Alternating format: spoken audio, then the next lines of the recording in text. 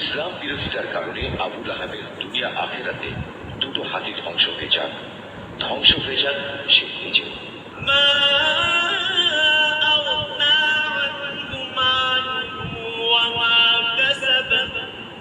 তার ধন সম্পদ ও আয় উপার্জন তার কোনো কাজে আসবে না।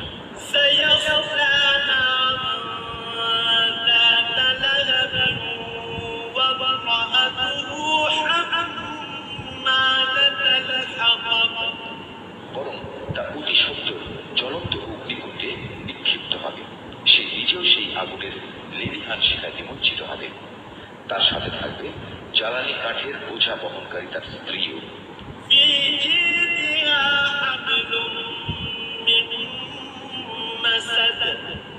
অবস্থা থেকে মনে হবে তার গলায় যেন খেজুর পাতার পাকানো শক্ত কোনো রশি জড়িয়ে আছে।